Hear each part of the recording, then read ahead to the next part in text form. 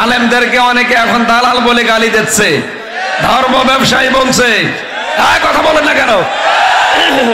আপনার চরিত্র যদি এখনই এটা ফুটে ওঠে, চেয়ারে এখনো বসেননি, বসলে কি করবেন? জালেমরা 15.5 বছরে যা করেছে, আপনার আচরণ যদি তাই হয়, তারা আর আপনার ভেতরে পার্থক্য কি? এই জন্য আমরা এমন মানুষ সামনে দেখতে চাই যারা মানুষকে মানুষ হিসেবে সম্মান দেবে। কথা বলছেন? সুতরাং আজকের এই অনুষ্ঠানে আমরা মানুষ হয়ে যারা এসেছি, জবান খুলে বলেন আলহামদুলিল্লাহ। এই যে কথা বলতে পারেন, এই কথা বলাটা আল্লাহর নিয়ামত। আল্লাহ রাব্বুল আলামিন নবীর উপর দরুদ আর সালাম পড়ছি, যেই নবীকে আল্লাহ হুদায়বিয়ার সন্ধির দিন পায়াতের কারণে 3টা সুসংবাদ দিয়েছিলেন। আমাদের সামনে ওই রকম একটা কিছু আসতেছে। আমির জামাত কয়েকদিন আগে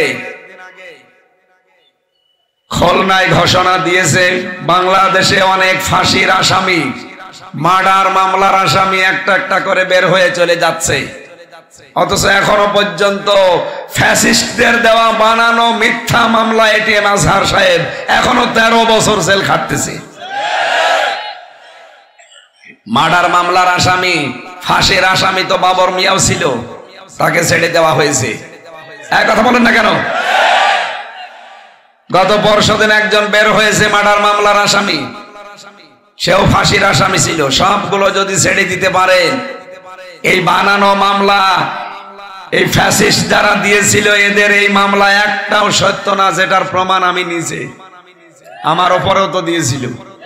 পুরাটা বানানো না, আমারে দিয়েছে আনসারুল্লাহ বাংলা টিমের প্রধান। কি সে জীবনে নামই শুনিনি।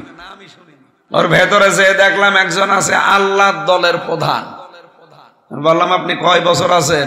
একজন বছর 17 বছর। আপনার এই দলে আর কেউ আছে দেশে? বলছে না, আমি সভাপতি আর আমার ছেলে সেক্রেটারি।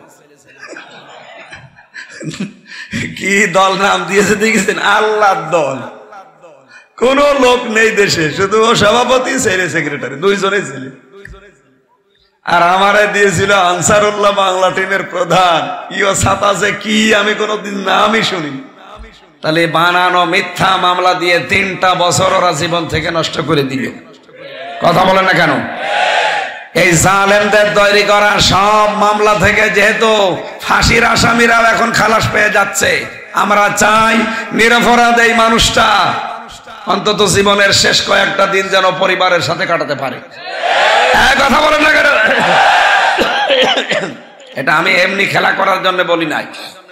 সামনে যে সময় আসতেছে, আপনারা লিখে দিয়েছেন কি আমারে বিশ্ব পরিস্থিতি নিয়ে কথা বলার জন্য। হুদায়বিয়ার সন্ধির দিন 1400 মানুষ নিয়ে নবীজি হজ করতে আসছিলেন। হুদায়বিয়ার এই জায়গায় বাধা প্রাপ্ত হলেন। হযরত ওসমানকে বললেন, যাও সমঝোতা করে আসো। ওরা ওসমানকে আটক করে ঘোষণা দিয়েছে কুতিলা ওসমান ইবনে আফফান, মেরে ফেলা হয়েছে ওসমানকে। নবীজি সঙ্গে সঙ্গে ওই বাবলা গাছের নিচে নিজের হাতটা ফেলে দিলেন। ভালো করে শুনবেন, 1400 সাহাবীর ভেতরে একজন গেছে ওসমান, এখনো 1399 জন আছে। তিনি বললেন, সবাই তোমরা ইহরামের কাপড় খুলে ফেলো, সাধারণ কাপড় পরো। ও বাংলার মুসলমানেরা, নবী কি জানতেন না ইহরামের কাপড় খুলে ফেললে হজ নষ্ট হয়ে যাবে? বলেন বলেন। যারা হজ করেছে জিজ্ঞাসা করেন, ইহরামের কাপড় খুলে ফেললে হজ থাকে শেষ। ফরজ রোজা ছিলেন, বললেন ভেঙে ফেলো, পরে করে দেব। 2টা ফরজ জিনিস তিনি বাদ দিয়ে হাতটা তিনি ফেলে দিয়ে বললেন, 1399 জনকে আমি এখন শপথ পাঠ করাবো। ওরা একটা বিনা অপরাধে মানুষকে মেরে ফেলেছে। বিনা অপরাধে মানুষকে মেরে ফেলার এর প্রতিশোধ না নেওয়া পর্যন্ত একজন মদিনায় ফেরত যাব না। 1399 জন যখন হাত দিয়েছে, আল্লাহ পাক বলেন, ইন্নাল্লাযীনা ইউবাইউনাকা ইন্নামা ইউবাইউনাল্লাহ ইয়াদুল্লাহি ফাওকা আইদিহিম। রব্বুল আলামিন বলেন, হে নবী, আপনার কাছে যারা বায়াত নিচ্ছে আমি আল্লাহ পাক বলছি এরা আপনার হাতে না, আমি আল্লাহর হাতে বায়াত নিচ্ছে। এদের হাতের ওপরে আমি আল্লাহর হাত আমি দিয়ে দিয়েছি। এতটুকুই শেষ করেননি, বিশ্ব নবী নিজে তার এই বাম হাতটা তুলে দিলেন। সাহাবীরা বলে, হুজুর এ আবার কিসের হাত? নবীজি বললেন, কোরআনের আয়াত নাযিল হয়েছে একটু আগে, লাকাদ রাদিয়াল্লাহু আনিল মুমিনিন। আল্লাহ পাক বলেন অবশ্যই আমি আল্লাহ রাজি হয়ে গেছি। রাদিয়া এটা মাজি, এটা পাস্ট, অতীতের শব্দ। আল্লাহ বলেন আমি রাজি হয়ে গেছি আনিল মুমিনিনা, এই মুমিনদের উপরে।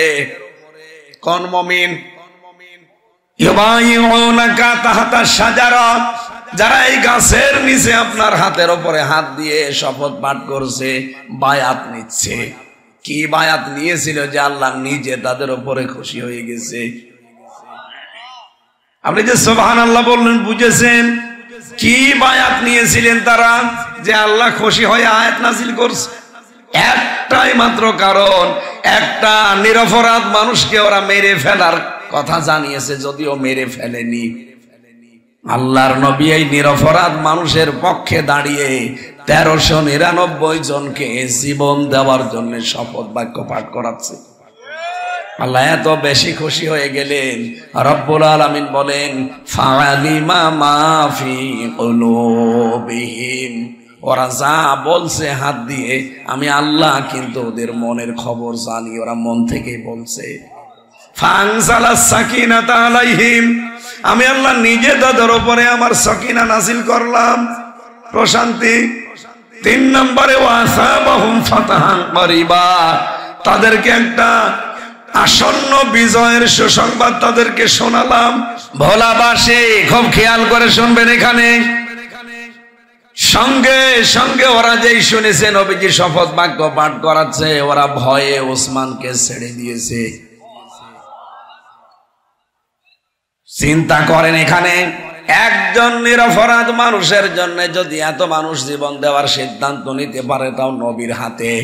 আজ বাংলাদেশে কত নিরপরাধ মানুষকে আয়না ঘরে গুম করে, খুন করে। আমার কুষ্টিয়া ভার্সিটির মুকাদ্দাসার ওলিউল্লাহ এখনো পর্যন্ত গুম হয়ে আছে, কেউ জানে না। তারা একজন মানুষের জন্য যদি এত মানুষ জীবন দিতে সিদ্ধান্ত নেয়, বাংলাদেশে কত মানুষ খুন হলো, গুম হইলো, আয়না ঘরে থাকলো, জীবন দিল। কত মানুষকে এখনো বিনা কারণে জেলখানায় আটক করে রেখেছেন। তার ভেতরে এটিএম আজহারুল ইসলাম একজন। কথা বলে না কেন? আমরা আজ বাংলার এই 18 কোটি মানুষ যদি সত্যি সিদ্ধান্ত নিতে পারি, বিনা অপরাধে যারা জেলে আছে তাদেরকে না ছাড়লে কিন্তু আমরা রাজপথে নামতে বাধ্য হব। আমার মনে হয় বাতিলরা এতদিন যারা ছিল ভয়ে ছেড়ে দিত, কিন্তু আমরা পারি নাই। যেতে এখন আমরা যারা দায়িত্বে আছে, এই মানুষগুলোর ভেতরে মনুষ্যত্ব আছে বলে আমরা মনে করি, এই জন্য ছাত্র জনতা দিয়েছে। আশা করব আপনাদের মনুষ্যত্ব জাগ্রত করেন। আমরা দেখেছি ভেতরে এমন এমন মানুষ আছে যাদেরকে ছেড়ে দেওয়া ফরজ হয়ে গেছে। 80 বছর, 85 বছর, 90 বছরের মুরব্বী মানুষ নিজের কাজ নিজে করতে পারে না, 24 ঘন্টা রান্নাঘরের সামনে বসে মশা মারে, মাছি মারে। কেন তাদেরকে এই বয়সে আটক করে রাখা লাগবে? শেষ বয়সটা তারা পরিবারের কাছে থাক। এই জন্য আমার মনে হয় আইন করা দরকার, যাদের 80 বছরের উপরে বয়স তাদের জেলে রাখাই ঠিক না। এটি আমার সরার ইসলাম দুলে দুলে বেড়ায়, নড়তে পারে না বেটা, তার জীবনটা আপনারা নষ্ট করে দিলেন। হাসিনার দেওয়া কোন মামলা যেহেতু দেশে টেকছে না, এটাও যেন না টিকে। আমরা এই নিরপরাধ মানুষের পক্ষে যদি থাকতে পারি, আমাদেরকে আল্লাহ আয়াত অনুযায়ী 3টা পুরস্কার দান করবে। যদি এটা মনের কথা হয়, আমাদের উপর আল্লাহ আসন্ন বিজয় দেখাবে এবং রহমত আর বরকত নাযিল করবে। কোরআনের কথা মিথ্যা হতে পারে? সামনে যেহেতু বিজয়ের আমরা আভাস পাচ্ছি, কারণ বিজয় আসলে কয়েকটা জিনিস দেখা যায়। আরাআইতান নাসা ইয়াদখুলুনা ফি দীনিল্লাহি আফওয়াজা, আপনি দেখবেন দলে দলে মানুষ পালে পালে ইসলামে আসতেছে। এখন যে ইসলামে আসতেছে এটা দেখা যাচ্ছে না? আগস্টের 5 তারিখের আগে বাংলাদেশে মাত্র 100 জনের 15 জন মানুষ চাইতো যে দেশে দিন কায়েম হোক। মাত্র 100 জনের 15 জন। জানুয়ারি মাসের 1 তারিখের জরিপ, এই দেশে 100 জনের 58 জন মানুষ চেয়েছিল এদেশে ইসলাম কায়েম হোক। গত পরশু দিনের এই 8 তারিখের জরিপ, আজকে 11 তারিখ, 8 তারিখে জরিপ বের হয়েছে। এগুলো আমরা বানাইনি, আন্তর্জাতিক জরিপ। এরা জানাচ্ছে বাংলাদেশে 100 জনের 66 জন মানুষ এখন চাচ্ছে এদেশে দিন কায়েম হোক। এই জন্য দলে দলে মানুষ পালে পালে আজ ইসলামে আসতেছে। কথা বলেন না কেন? আমি লরেন বোথের কথা বলেছিলাম এই কারণে, কারণ আজ আমরা কোরআনের কাছে আসতে চাই না। এই মহিলা যেই বলেছে আমি ইসলাম জানতে চাই, এক মুসলমান তারে কোরআন তুলে দিয়েছে। 3 বছর কোরআন শরীফ পড়েছে বুঝে বুঝে, 52 জায়গায় লাল দাগ দিয়েছে, 53 জায়গায় দাগ দিতে যে মুসলমান হয়ে গেছে। সাংবাদিকরা বলছে আপনি একজন খ্রিস্টান, এই পৃথিবীতে সবচাইতে বেশি মানুষ বাস করে খ্রিস্টান ধর্মে, আর আপনি মুসলমান হয়ে গেলেন কেন? উনি বলছে দেখেন আমি কোরআন শরীফ বুঝে পড়েছি, 3 বছর লাল দাগও দিয়েছিলাম ভুল ধরে, কিন্তু আল্লাহর ইশারা সেখানে লাল দাগ মারি দেখি তার পরের আয়াতে পরের সূরাতে ওর জবাব আল্লাহ 1500 বছর আগেই দিয়ে দিয়েছে। 53 নম্বর জায়গায় এসে আমার জীবনের ভুল ধরা পড়ে গেছে। এখন আমি নিজেই বাপ দাদার ধর্ম ছেড়ে দিলাম, এ ধর্মে চলে আসলাম। এজন্য যেহেতু এটা সবার জন্য, সবাইকে আহ্বান জানাচ্ছি আসবেন। কিন্তু অন্য ধর্মের লোকেরাও শোনে, আমি জানি যে ধর্মে আছেন না কেন আপনারা জোর জবরদস্তি বাড়াবাড়ি আমাদের ধর্মে নেই। এই জন্য এটা পড়েন, একটু বসেন, একবার যদি একটু বুঝে ফেলতে পারেন মাস্ট বি আপনিও বাপ দাদার ধর্ম ছেড়ে চলে আসতে বাধ্য হবেন। আর আমরা সামনে এই সিদ্ধান্ত নিয়ে যাব, আজ নিরপরাধ যারা আছে তাদেরকে যেন মুক্ত করে এই দেশের মুক্ত বাতাসে আমরা ফেরত দিতে পারি। আল্লাহ আমাদেরকেও আসন্ন বিজয় দেখার তৌফিক ইনশাআল্লাহ দেবেন চর্ম চোখে, বলেন আমিন। আমাদের আজকের তেলাওয়াতকৃত আয়াত আপনারা দেখলেন, সূরা মায়েদা 54 নম্বর আয়াত। এই আয়াত থেকে কিছু তথ্য বের করে আমরা আলোচনা তাফসীর আকারে করব ইনশাআল্লাহ।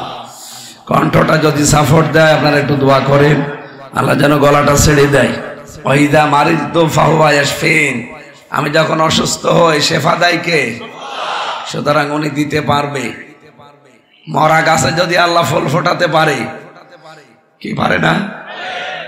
মরুভূমিতে যদি আল্লাহ পাথরের ভেতর থেকে পানি বের করতে পারে, কণ্ঠর মালিক যিনি উনি ছেড়ে দিতেও পারে।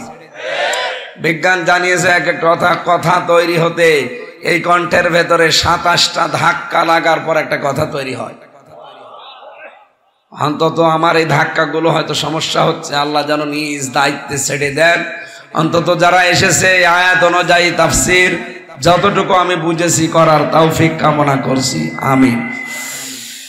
আল্লাহ রাব্বুল আলামিন বলেন, ইয়া আইয়ুহাল্লাযীনা আমানু, ওহে যারা ঈমানের দাবি করো তাদেরকে বলছি, মাইয়ারতাদ্দা মিনকুম আন দীনিহি। এই যে ইয়ারতাদ্দা শব্দটা ইরতিদাদ থেকে এসেছে। এ বাংলা অর্থ হচ্ছে ফিরে যাওয়া।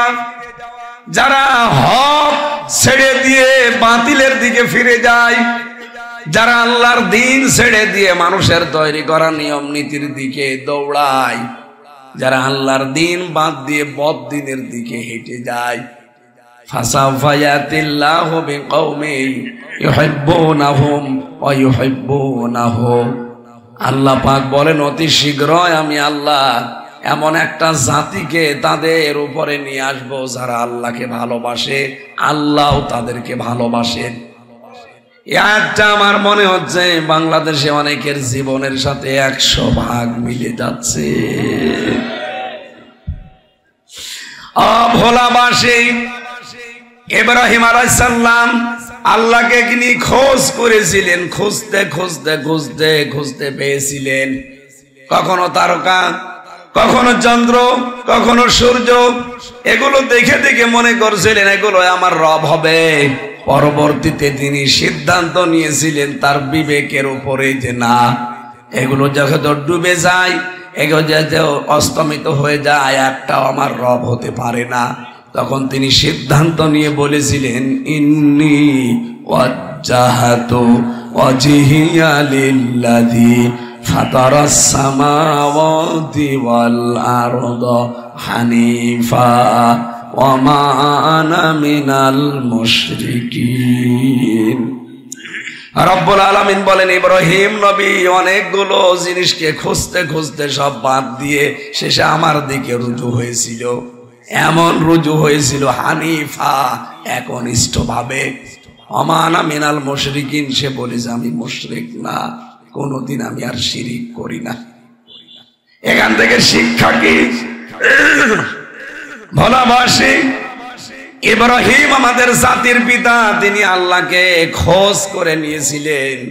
আর এই বাংলার জনগণকে আলেমরা চোখে আঙ্গুল দিয়ে হক কথা, হক পথ দেখিয়ে দিলে এরা মানতে চায় না।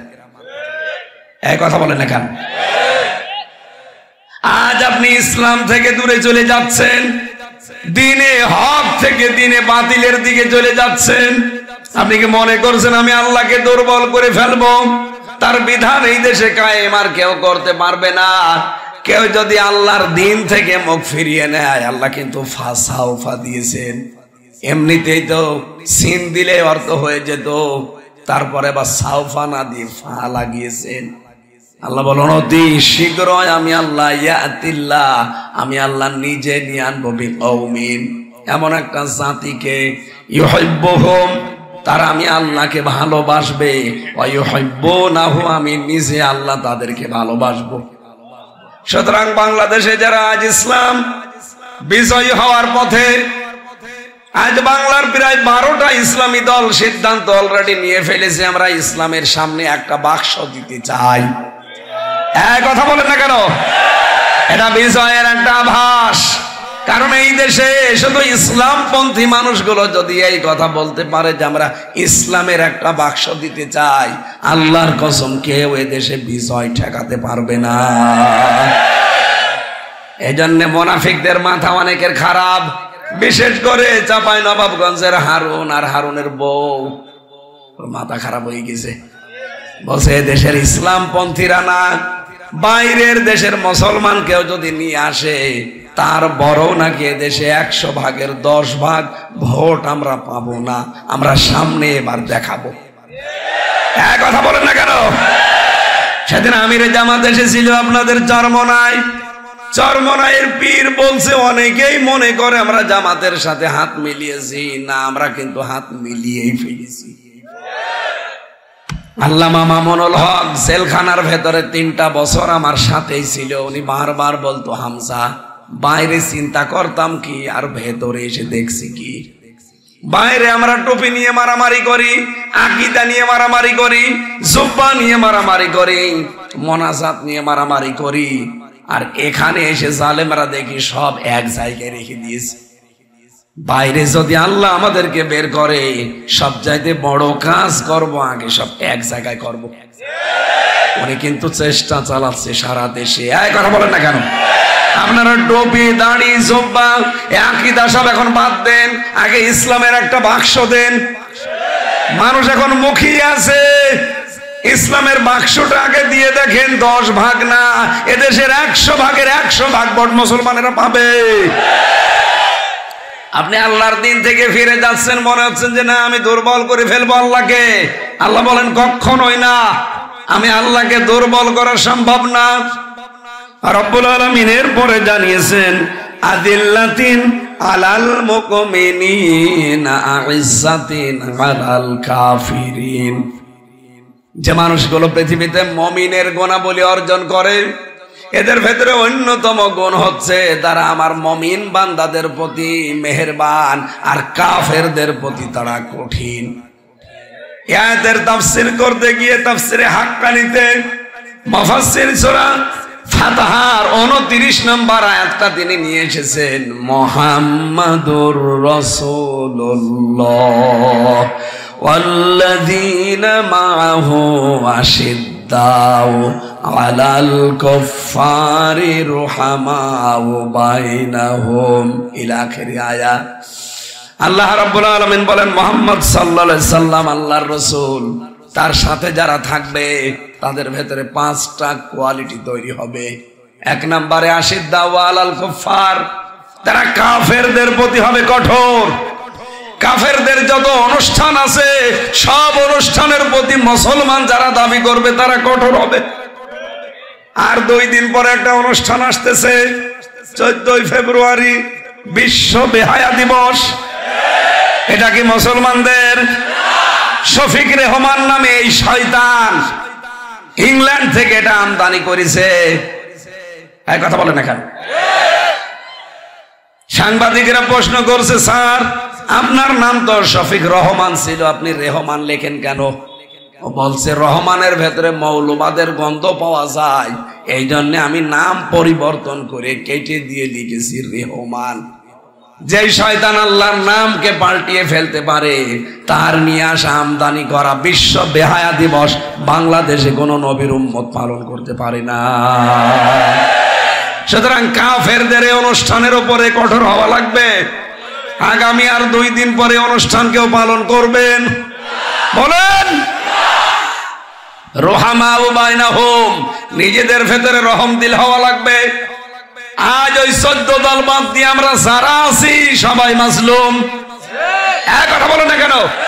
নিজেদের ভেতরে সৌহার্দ্য বাড়ান, নিজেদের ভেতরে রহম দিল তৈরি করেন, মমতাময়। আজ এই ফাটল ধরানোর চেষ্টা করছে অনেকেই। বিএনপির ভেতরে আমি বারবার বলি 2টা গ্রুপ আছে, একটা ডানপন্থী একটা বামপন্থী। ডানপন্থীটা এখনো ম্যাডাম খালেদা জিয়ার কথায় চলে, আর বাম যেগুলো ওগুলো সব দাদা বাবুদের ফাঁদে পা দিয়েছে। আপনি আবার ধরা খাবেন। এবার যদি ধরা খেয়ে যান না, কিয়ামতের আগে আর দাঁড়াতে পারবেন না। এই জন্য বাম গুলো আমার মনে হয় এগুলো ক্যান্সার, এগুলোই ক্যান্সার গুলো ছাঁটাই করা দরকার। একটা মাজলুম দল, এরাও কিন্তু আজ 15.5 বছরের জুলুমের শিকার হয়েছে। আমি যে কথা বোঝাতে চাচ্ছি, আমরা যদি মুমিনের কোয়ালিটি অর্জন করতে চাই, বাস্তবতায় অবশ্যই আমাদেরকে কাফের মুশরিকদের প্রতি, তাদের অনুষ্ঠানগুলোর প্রতি কঠোর হওয়া লাগবে। আর নিজেদের প্রতি মায়া মহব্বত ভালোবাসা মমতা বাড়ানো লাগবে। কথা বলে না কেন? আপনি যদি মনে করেন না এদেশে আলেমদের গালি দিলে, কোরআনে কারিমের বিরুদ্ধে কথা বললে মানুষ হয়তো ফিরে যাবে দিন থেকে, কে বলেছে আপনাকে? ওয়াইন তাতাওয়াল্লাউ ইয়াস্তাবদিল কওমান গায়রাকুম সুম্মা লা ইয়াকুনু আমসালাকুম। সূরা মুহাম্মদের ভেতরে আল্লাহ বলেন, তোমরা যদি ফিরে যাও আল্লাহর দিন থেকে, এমন একটা জাতিকে আমি আল্লাহ ওই জায়গায় বসাবো যারা তোমাদের মতো হবে না। সেই জাতি হিসাবে আল্লাহ যেন আমাদেরকে বেছে নেন। বলেন আমিন। ইসলাম থেকে আজ যারা দূরে সরে যেতে চান যান, আল্লাহর এক চুলো ক্ষতি হবে না।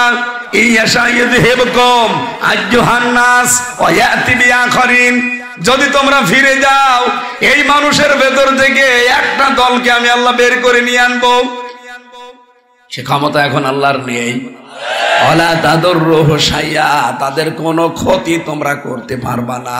আল্লাহু আলা কুল্লি শাইইন কাদির, কারণ সব কিছুর উপরে আসল ক্ষমতা কার? আল্লাহ রাব্বুল আলামিন এখানে একটা উদাহরণ দিয়েছেন আমাদের ঈমানি শক্তি বৃদ্ধি করার জন্য। যদিও ঘটনা বলা আমার উদ্দেশ্য না, আমি একটা ইঙ্গিত দেই। ইল্লা তাগফিরু ইউআযযিবকুম আযাবান আলীমা। আজ যদি আমরা এই রাস্তায় বেরিয়ে না আসি, আল্লাহ কঠিন আযাব আমাদের জন্য ব্যবস্থা করবে। রাব্বুল আলামিন আয়াতের পরবর্তীতে নবীজির ওই হিজরতের কাহিনীটা আমাদেরকে শুনিয়েছেন। ইদহুমা ফিল গারিদ ইয়াকুলু লি সাহিবিহি লা তাহজান ইন্নাল্লাহা মা'ানা। রাব্বুল আলামিন বিশ্বের মুসলমানদেরকে জানাতে চাই, তাকাও আমার নবীর দিকে। কাফেররা যখন তাকে বের করে দিয়েছিল, এমন কঠিন পরিস্থিতি তার সামনে পড়েছিল। ওই গুহার ভেতরে কাফেরদের পা পর্যন্ত দেখা যাচ্ছিল, কাফেরদের গলার আওয়াজ শোনা যাচ্ছিল। এই কড়াকড়ি অবস্থায় নবীজি বিচলিত হন নাই, ঘাবড়িয়ে যান নাই। তিনি তার সাথী হযরতে আবু বকরকে বলেছিলেন, কোনো ভয় নেই, কোনো চিন্তা নেই, অবশ্যই আল্লাহ আমাদের সঙ্গে আছেন। আমি বাংলার মুসলমানদেরকে আজ এই আয়াত থেকে গ্যারান্টি দিতে চাই, দু একজন ক্যান্সার মুনাফিক যা আরম্ভ করেছে ইসলামের বিরুদ্ধে, আল্লাহর বিরুদ্ধে, কোরআনের বিরুদ্ধে, মুসলমানদের বিরুদ্ধে করুক, কোনো চিন্তা নেই, আল্লাহ আমাদের সঙ্গে আছে। এ বিশ্বাস আমাদের আছে যে অবশ্যই আল্লাহ আমাদের সঙ্গে। বলেন বলেন, আমাদের সামনে কিছু কাজ বাকি আছে। ইসলামের জন্য যদি আপনি সত্যিই মন দিয়ে রাস্তায় নেমে পড়েন, ইউজাহিদুনা ফি সাবিলিল্লাহি ওয়ালা ইয়াখাফুনা লাউমাতা লাইম। আজ দিনের বিষয় যেহেতু সামনে, প্রচেষ্টা করে যাওয়া লাগবে সাধ্যমতো। আর এই চেষ্টা, এই জিহাদে, এই কাজে কোনো তিরস্কারকে মনে রাখা যাবে না। যে যা বলছে বলুক, ধর্ম ব্যবসায়ী বলছে বলুক, আমাদেরকে আজ বলে দুনিয়াদার বলুক, অনেকে বলে হুজুর মানুষ রাজনীতিতে আসবে কেন বলুক। ইউসুফ নবী কিন্তু নিজের দায়িত্ব চেয়ে নিয়েছিলেন, ওয়ালা জাআলনি আলা খাযাইনিল আরদ ইন্নী হাফিজুন আলিম। তিনি বলেছিলেন আমাকে কোষাগারের দায়িত্বটা দেন, খাদ্যের দায়িত্ব দেন, আমি উত্তম ভাবে এর সংরক্ষণ করতে পারবো। বাংলাদেশে আজ বাংলার মানুষেরা যেহেতু ভুল করছেন, সামনে যেহেতু সময় আসছে, যদি চেয়ে নেওয়ার দরকার হয় আলেমদেরকে, আলেমরা চেয়ে নেবে। এই জন্য ধর্ম উপদেষ্টা বারবার জানাচ্ছে, এই দেশে যদি খাদ্যে ভেজাল বন্ধ করতে হয় আলেমদেরকে ব্যবসায় আসতে হবে, দুর্নীতি মুক্ত করতে হয় রাজনীতিতে, আলেমদেরকে রাজনীতিতে আসা লাগবে। আমরা সংরক্ষণ করতে পারবো।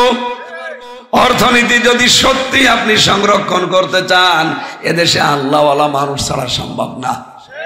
আল্লাহওয়ালা মানুষ দিয়ে অর্থনীতি চললে কেমন দেখা যায়, আপনি ইসলামী ব্যাংকের দিকে তাকান।